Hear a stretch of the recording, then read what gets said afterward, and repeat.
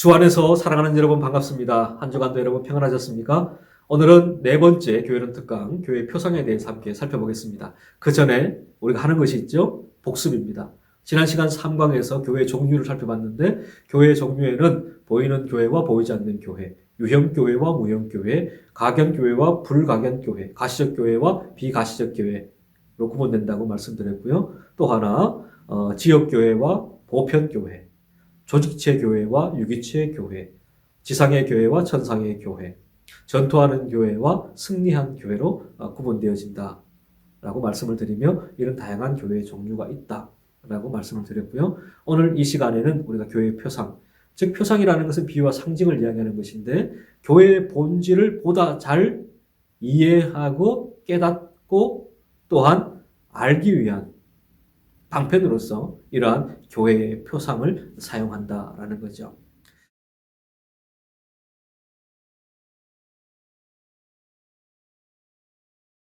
자, 첫 번째 교회의 표상은 어떤 것이 있을까요? 바로 교회는 그리스도의 몸이다라는 것입니다. 에베소서 1장 22절과 23절이 그것을 잘 말씀해 줍니다. 함께 읽겠습니다. 또 만물을 그의 발 아래에 복종하게 하시고 그를 만물 위에 교회의 머리로 삼으셨느니라. 23절 교회는 그의 몸이니 만물 안에서 만물을 충만하게 하시는 이의 충만함이니라 말씀을 하셨어요. 교회가 그리스도의 몸이다라는 것은 바울이 특별히 좋아했던 교회의 이미지이기도 합니다. 또한 교회가 그리스도의 몸이라는 것은 예수 그리스도가 그 교회의 머리이시다라는 것을 의미하는 것입니다. 머리가 없는 몸이 있을 수가 없죠. 또한 몸이 없는 머리가 있을 수가 없는 것입니다. 따라서 머리 대신 예수 그리스도 또한 그분의 몸이 바로 교회이다라는 것이죠. 이것은 하나의 연합되어 있는 생명체예요. 머리와 몸이. 마찬가지로 예수 그리스도와 교회가 연합되어 있는 생명체인데 이것을 다른 말로 유기적인 단일체이다 라고 말하고 있는 것입니다. 또한 그 몸에는 다양한 지체들이 존재하고 있죠. 이것은 또한 물리적인 몸, body를 이야기하는 것이 아니고 영적인 spiritual body를 이야기하는 영적인 몸을 이야기하는 것입니다. 머리와 몸이 한 생명으로 연합되어 있고 연결되어 있습니다. 머리의 모든 지시와 판단을 따라서 몸이 자유롭게 제 기능을 발휘하고 움직일 때 그 몸은 정상적이며 건강하다라고 말할 수 있는 것입니다. 교회도 마찬가지죠. 머리 대신 예수 그리스도의 지시와 판단을 따라서 순종함으로 움직이고 제 기능을 발휘할 때 그 교회가 건강한 교회, 살아있는 교회라고 말할 수 있고요. 이것은 또한 우리의 표현을 빌리면 주님이 꿈꾸신 그 교회라고 말할 수 있는 것입니다. 또 하나 우리가 알 수 있는 것은 어떻게 교회가 그리스도의 몸이 되었을까라는 거죠. 이것은 예수님의 십자가 사건을 통해서 구속된 하나님의 백성이 성령 안에서 성령으로 한 몸이 된 것입니다. 이것이 고린도전서 12장 12절과 13절에 잘 말씀하죠. 몸은 하나인데 많은 지체가 있고 몸의 지체가 많으나 한 몸인과 같이 그리스도도 그러하니라. 13절 우리가 유대인이나 헬라인이나 종이나 자유인이나 다 한 성령으로 세례를 받아 한 몸이 되었고 이게 중요해요. 다 한 성령으로 세례를 받아 한 몸이 되었고 라고 말씀하죠. 그 다음 또 다 한 성령을 마시게 하셨느니라 라고 말씀을 하고 있습니다. 그리스도의 십자가 사건을 통해서 한 몸, 즉 교회가 그리스도의 영적인 몸이 되었다라고 말씀을 하죠. 또한 성령으로 세례받음을 통해서 교회 공동체 안에 들어가게 되었다라고 말씀합니다. 그러므로 교회 공동체는 일종의 유기체이고 이것은 또한 유기적 단일체라고 말할 수 있다는 거죠. 예수님이 머리 되신 공동체, 그것이 바로 교회인데 그리스도가 교회의 머리 되심으로 그는 교회의 주인이 되시고 교회의 통치자이시고 교회의 대표가 되시고 그리스도는 교회의 머리이실 뿐만 아니라 온 세상의 으뜸이요 근원이 되십니다. 이것이 골로새서 1장 18절에 나오는 말씀인데 그는 몸인 교회의 머리시라. 그가 누구죠? 예수 그리스도가. 그가 근본이시요. 예수 그리스도가 근본이에요. 죽은 자들 가운데서 먼저 나신 이시니 누가? 예수 그리스도가요. 이는 친히 만물의 으뜸이 되려 하시니 누가? 예수 그리스도가. 것입니다. 또 몸으로서의 교회의 다양성인데 온 몸은 각 마디와 각 부분이 있습니다. 이것은 상호 보완적인 것이고 또한 상호 협력, 협업하는 그러한 필요성을 또한 나타내고 있는 것입니다. 교회는 머리 대신 예수님의 지시에 순종해야 합니다. 또한 몸의 지체로서 다양성을 인정해야 합니다. 그것은 또한 상호 보완과 상호 협력을 통해 예수님의 몸된 교회를 건강하게 세워가야 한다는 의미가 담겨 있는 것이죠. 이것이 그리스도의 몸으로서의 교회라고 말할 수 있습니다.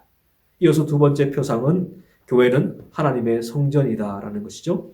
고린도전서 3장 16절과 17절을 보게 되면 너희는 너희가 하나님의 성전인 것과 하나님의 성령이 너희 안에 계시는 것을 알지 못하느냐. 17절 누구든지 하나님의 성전을 더럽히면 하나님이 그 사람을 멸하시리라. 하나님의 성전은 거룩하니 너희도 그러하니라 라고 말씀을 해요. 너희가 하나님의 성전인 것과 교회는 바로 하나님의 성전이다 라는 것이죠. 교회는 성령께서 운행하시고 다스리시는 공동체입니다. 또한 하나님의 거룩한 임재가 살아 역사하는 곳, 그것이 바로 교회입니다. 거룩한 영인 성령이 내주하는 하나님의 성전된 성도는 거룩한 삶을 추구해야만 하는 것이죠. 레위기의 주제가 뭡니까? 거룩이에요. 내가 거룩하니 너희도 거룩하라. 하나님이 거룩하신 분이고 하나님의 백성인 우리 또한 거룩을 추구하는 삶을 살아야만 한다는 거죠. 이 거룩이라는 단어는 카도시라는 단어인데 바로 구별한다는 의미가 담겨져 있어요. 세상과 구별된 거룩한 삶을 살아야 될 존재가 누구냐? 교회이다. 그것을 우리에게 가르치죠. 물론 교회를 구성하고 있는 우리 그리스도인들이 완전하지 못하기 때문에 교회 역시 완전히 거룩할 수는 없습니다. 그러나 성령의 도우심으로 말미암아 우리는 온전함을, 거룩함을 추구하는 삶을 살아야 하는 것이죠. 교회는 교회가 존재하는 그 이유와 목적에 부합해야 하고요. 또 교회의 가장 강력한 능력은 뭐냐? 거룩에 있다라는 것입니다. 따라서 교회가 교회된다라고 했을 때 교회가 이 거룩을 생명처럼 여기고 이 거룩을 추구하는 삶, 또한 이 거룩을 향하여 함께 나아가는 것, 이것이 바로 필요한데 성령의 도우심으로 이것이 가능하다라고 말씀하고 있는 것입니다. 또 하나 교회의 표상이 있습니다. 그것은 바로 그리스도의 신부이다라는 것이죠. 계시록 19장 7절을 보면 어린 양의 혼인 기약이 이르렀고 그의 아내가 자신을 준비하였으므로, 여기서 어린 양은 바로 예수 그리스도를 상징하는 것이죠.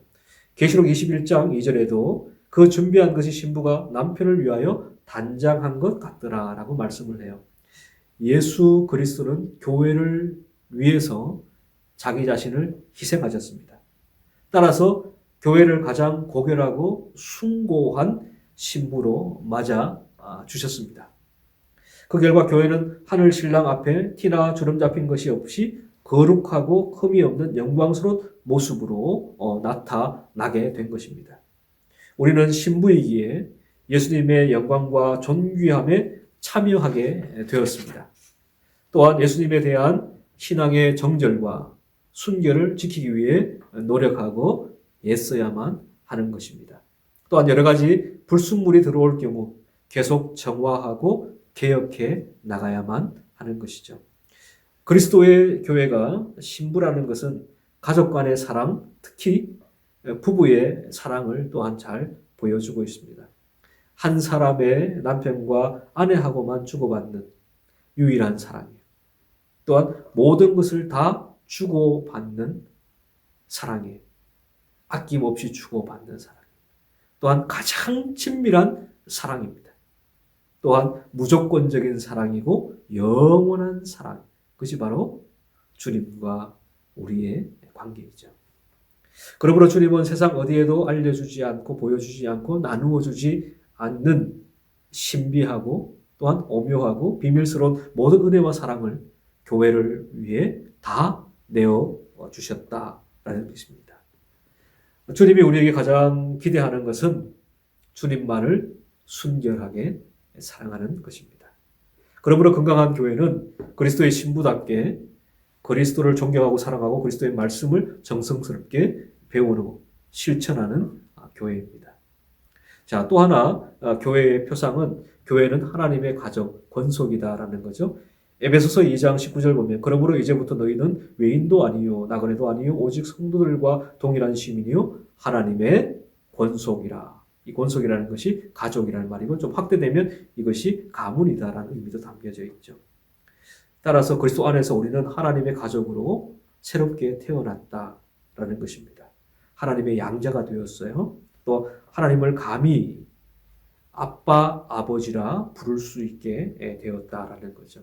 이것이 로마서 8장 14절부터 17절에 나오는 말씀이에요. 무릇 하나님의 영으로 인도함을 받는 사람 곧 하나님의 아들이라 말씀을 하고요. 양자 영을 받았으므로 우리가 아빠, 아버지라고 부르짖는다. 누구를? 하나님을 말이죠.